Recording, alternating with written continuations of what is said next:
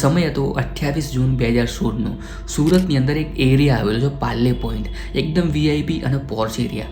આ એરિયાની અંદર સુરતના મોટા મોટા કરોડપતિ બિઝનેસમેન રહે છે. આ એરિયાની અંદર એક બિઝનેસમેન રહેતો હતો, દિશિત જરીવાલા. દિશિત જરીવાલાનો સુરતની અંદર મોટા પાયે કાપડનો ધંધો ચાલતો હતો. ના દિશિત જરીવાલાને પૈસાની પ્રોબ્લેમ હતી, ના દિશિત જરીવાલાના ફેમિલીની પ્રોબ્લેમ હતી, કારણ કે દિશિત જરીવાલાના 2 વર્ષ પહેલાં જ લગ્ન થયા હતા એક વેલ્સી નામની છોકરી જોડે.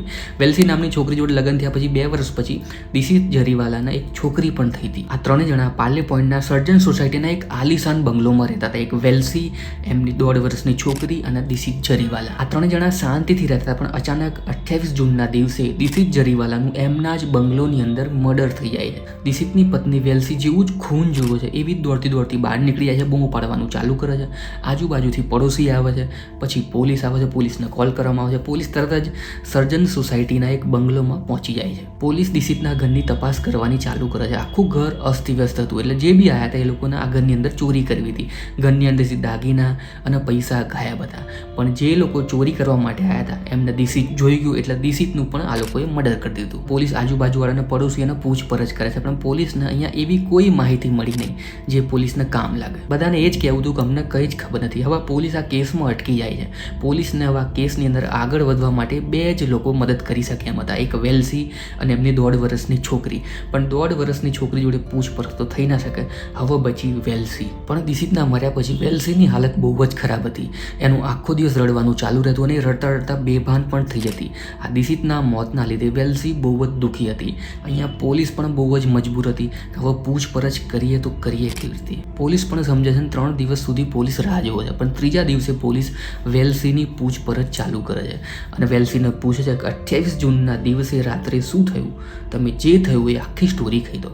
ત્યારે જ વેલ્સી આખી સ્ટોરી કહે છે કે 28 જૂનના દિવસે સુરતમાં એમના રિલેટિવના ઘેર એક ફંક્શન હતું, તો અમે એ ફંક્શનની અંદર ગયા હતા. 9:30 અમે અમારા બંગલોએ પાછા આવી ગયા હતા. જેવા જ આ લોકો બંગલોએ આવે છે, વેલ્સી એની છોકરી સાથે એના બેડરૂમમાં જતી રહે છે અને દિશિત પણ એની ગાડી પાર્ક કરીને વેલ્સી જે બેડરૂમમાં હતી એ બેડરૂમમાં જતો રહે છે. અચાનક દિશિતના બેડરૂમમાં આવ્યા પછી યાદ આવે છે કે પાર્કિંગની લાઇટ તો ચાલુ મૂકીને આવ્યો છે. તો એ વેલ્સીને કહે છે કે હું 2 જ મિનિટની અંદર આવ્યો એ પાર્કિંગની લાઇટ બંધ કરીને. તો વેલ્સી હા પાડે છે. દિશિત નીચે જાય છે, પણ 2 મિનિટની 10 મિનિટ થઈ જાય છે, દિશિત પાછો આવતો નથી. અહીંયા વેલ્સીને ચિંતા થવા માંડી હતી. તો વેલ્સી બૂમ પાડે છે કે હજુ કેટલી વાર લાગશે. તો નીચે દિશિત કહે છે કે બસ હું આવી ગયું. આટલું કીધા પછી પણ દિશિત પાર્કિંગમાંથી ઉપર આવતો નથી. તો અહીંયા વેલ્સીને ચિંતા થવા માંડે છે. તો વેલ્સી ખુદ નીચે ઉતરે છે પાર્કિંગમાં જવા માટે, અને જેવી જ નીચે ઉતરે છે જોવે છે કે દિશિતને 3 લોકોએ ઘેર્યો છે, એના ગળા પર ચપ્પુ મૂક્યું છે. આ 3 જણા દિશિતના ગળા પર ચપ્પુ મૂકીને દિશિતને ઉપર લઈને આવે છે અને વેલ્સીને પણ ધક્કો મારે છે. એક માણસ વેલ્સીને ધક્કો મારીને એની 1.5 વર્ષની છોકરી સાથે બાથરૂમમાં બંધ કરી દે છે. બાથરૂમમાં વેલ્સી અને એની છોકરી 1 કલાક સુધી બંધ રહે છે. 1 કલાક પછી વેલ્સીને ખબર પડે છે કે બહારથી કોઈ અવાજ આવતો નથી, કદાચ એ ચોરો ચોરી કરીને નીકળી ગયા છે. તો એ બાથરૂમનો દરવાજાનો કાચ તોડે છે અને કાચની અંદરથી બહાર આવે છે, અને જેવી જ બહાર આવે છે એ દિશિતની લાશ જુએ છે. પછી પાડોશી આવે છે અને પછી પોલીસ આવે છે. આ આખી સ્ટોરી વેલ્સી પોલીસને સંભળાવે છે. પોલીસ પણ આગળની તપાસ કરવાનું ચાલુ કરે છે, પણ પોલીસ અહીંયા એક વાત પર અટકી જાય છે કે 28 જૂનના દિવસે એના મા બાપ પણ ઘેરે નહોતા દિશિતના, અને 28 જૂનના દિવસે સુરતમાં એક ફંક્શન પણ હતું. તો આ વાત ચોરોને કેવી રીતે ખબર પડી કે આ ટાઈમે ચોરી કરવા જઈશું તો અમને આસાની રહેશે, બધા રિલેટિવ બિઝી હશે, મા બાપ ઘરે હોય નહીં. પોલીસ એના રિલેટિવને બી પૂછપરછ કરે છે. ત્યારે જ પોલીસના કેસમાં બહુ મોટી સફળતા મળે છે. જેણે બી દિશિતનું મર્ડર કર્યું એણે એક એવી ભૂલ કરી જેના લીધે આખો કેસ ફટાફટ સોલ્વ થઈ ગયો. કારણ કે આ કેસમાં જે પત્ની હતી વેલ્સી, એ બધાને ઉલ્લુ બનાવતી હતી, ઘરવાળાના, રિલેટિવને અને પોલીસને. એણે મર્ડરના 4 દિવસ સુધી રડવાનું નાટક કર્યું, બેભાન થવાનું નાટક કર્યું અને બધાને ગોળ ગોળ ફેરવ્યા. કારણ કે વેલ્સીએ જ દિશિતનું મર્ડર કરાયું હતું. જ્યારે પોલીસને વેલ્સી આખી સ્ટોરી સંભળાઈ ત્યારે જ એની સ્ટોરીમાં પોલીસને બહુ બધી ભૂલો પકડાઈ, બહુ બધી ગડબડો પકડાઈ. જેમ કે વેલ્સીના મુતાબિક દિશિત પાર્કિંગની લાઇટ નીચે બંધ કરવા ગયો હતો, પણ એ જ પાર્કિંગની લાઇટનો બીજો પોઈન્ટ એમના બેડરૂમની અંદર હતો. બીજી સ્વિચ બેડરૂમની અંદર હતી. જે પાર્કિંગની લાઇટ બેડરૂમમાંથી બંધ થઈ શકતી હતી, તો દિશિત નીચે પાર્કિંગની લાઇટ બંધ કરવા માટે શું લેવા ગયો. બીજી વાત એ હતી કે આ 3 ચોરોને ઘર લૂંટવું જ હતું, તો દિશિતને પાર્કિંગમાં જ મારી નાખો. તો આ લોકો દિશિતને ઉપર કેમ લઈને ગયા? વેલ્સીનું પોલીસને એવું પણ કહેવું હતું કે આ ત્રણેય ચોરોના ઘરની અંદર ચોરી કરવી હતી, એટલે દાગીના પૈસા આ લોકો લઈ ગયા. પણ પોલીસ એક વાત પર અટકી જાય છે કે દિશિતના હાથમાં સોનાની વીંટીઓ હતી, ગળામાં સોનાની ચેન હતી, તો આ લોકો એને લેવાનું કેમ ભૂલી ગયા? એટલે પોલીસને ક્લિયર હતું કે આ લોકો ચોરી કરવા માટે નતા આવ્યા, આ લોકો મર્ડર કરવા માટે આવ્યા હતા. વેલ્સી બીજું જુઠ્ઠું પોલીસને એ બોલે છે કે દિશિતના ગળા પર આ ત્રણ જણાએ ચપ્પુ મૂક્યું હતું, ચપ્પુ મૂકીને આ લોકો દિશિતના ઉપર લઈને આવ્યા હતા. પણ દિશિત નંબરવાળા ચશ્મા પહેરતો હતો. જે લોકો ચશ્મા પહેરતા હોય એમને જોડે કોઈ જબરજસ્તી કરે તો પહેલાં એમના ચશ્મા નીચે પડી જાય, પણ દિશિતના ચશ્મા એવા ને એવા એની જગ્યા પર જ હતા. એટલે આ ત્રણ જણાએ એનું મર્ડર કર્યું અને પછી એના ચશ્મા જેવા હતા એમ પહેરાવી દીધા. બીજી બહુ મોટી ભૂલ વેલ્સીથી એ થઈ જાય છે પોલીસની પૂછપરછમાં કે વેલ્સીના મોઢામાંથી નીકળી જાય છે કે ઘરની અંદર 3 ચોર આવ્યા હતા, પણ પોલીસે જ્યારે સીસીટીવી ચેક કર્યા તો સીસીટીવીમાં 2 ચોર દેખાતા, કારણ કે ત્રીજો ચોર હતો જ નહીં. આ બધા જ પ્રશ્નો વેલ્સીને ફરીથી પૂછવામાં આવ્યા, ફરીથી વેલ્સીની કલાકો પૂછપરછ થઈ, પણ આ બધા પ્રશ્નોના જવાબ વેલ્સી જોડે હતા જ નહીં. ત્યારે જ વેલ્સી કબૂલ કરે છે અને કહે છે કે મેં જ મારા પતિનું મર્ડર કરાયું છે. ત્યારે પોલીસ પૂછે છે કેમ, કારણ શું હતું, મોટિવ શું હતું? પછી વેલ્સી આખી સ્ટોરી સાચી પોલીસને કહે છે. તો જ્યારે દિશિત અને વેલ્સીના લગ્ન થયા એની પહેલાં વેલ્સીનું એક સુકેતુ નામના છોકરા સાથે પ્રેમ સંબંધો ચાલતા હતા.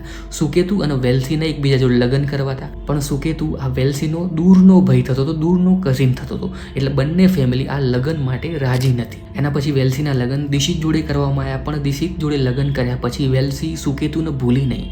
આ બંને લગ્ન પછી પણ એકબીજાને મળતા રહ્યા. આ સાંભળ્યા પછી પોલીસ વેલ્સીને પૂછે છે તારે જો લગ્ન કરવા જ હતા તો તું દિશિતને છૂટાછેડા આપીને સુકેતુ જોડે લગ્ન કરી શકતી હતી, એનું મર્ડર કરાવવાની કોઈ જ જરૂર નથી. પણ વેલ્સી કહે છે કે જો હું છૂટાછેડા લઈ લેતી તો મને દિશિતની પ્રોપર્ટી મળતી નહીં.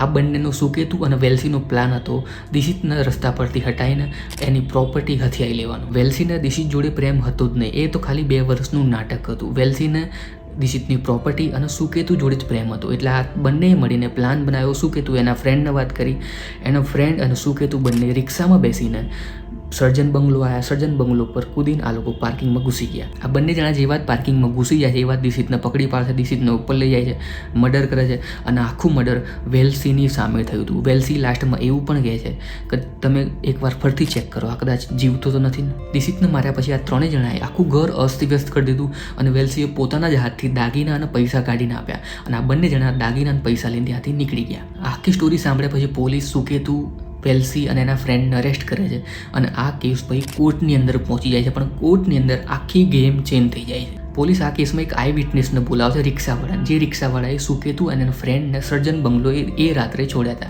પણ જેવું જ એ રિક્ષાવાળાને પૂછવામાં આવ્યું કે તું આ બંનેને ઓળખું છું, તો એ રિક્ષાવાળાએ તરત જ ના પાડી દીધી, હું એ દિવસે એ રાત્રે ત્યાં હતો જ નહીં અને આ બંને છોકરાઓને હું ઓળખતો જ નથી. અહીંયા બીજું સબૂત પણ પોલીસ મૂકે છે કે સુકેતુ જોડથી જે દાગીના અને પૈસા મળ્યા હતા, જે સર્જન બંગલોથી ચોરી કર્યા હતા દિશિતના ઘરેથી, જેવા જે દાગીના પૈસા મૂકવામાં આવ્યા તો વેલ્સીએ તરત જ ના પાડી દીધી કે આ દાગીનાના પૈસા અમારા છે જ નહીં. વેલ્સી કોર્ટની અંદર ફરી ગઈ. એટલે આ કેસની અંદર કોઈ સબૂત રહ્યા જ નહીં. તો આપણા ભારતની અંદર જો કોઈ સબૂત નહીં તો કોઈ સજા નહીં, એટલે આ ત્રણેય જણાને છોડી દેવામાં આવ્યા. આ ત્રણેય જણા સુરતની અંદર ખુલ્લા ફરે છે. પણ આ ત્રણેયના લીધે એક બિઝનેસમેન અને એક મા બાપનો છોકરો દિશિત જરીવાલા આ દુનિયાથી દૂર થઈ જાય છે. આ વિડીયોના રિલેટેડ તમે તમારા વિચાર કોમેન્ટ સેક્શનમાં લખી શકો છો. મેં આવો જ બીજો એક વિડીયો બનાવ્યો છે. અમદાવાદમાં એક પત્નીએ એના પતિને મારવા માટે મૂવીને પણ ટક્કર મારે એવો પ્લાન બનાવ્યો હતો. કેવી રીતે પોલીસે આખો કેસ સોલ્વ કર્યો, તમે અહીંયા આખો વિડીયો અહીંયા ક્લિક કરીને જોઈ શકો છો. ત્યાં સુધી હું મળીશ તમને આગળના વિડીયોની અંદર. Thanks for watching.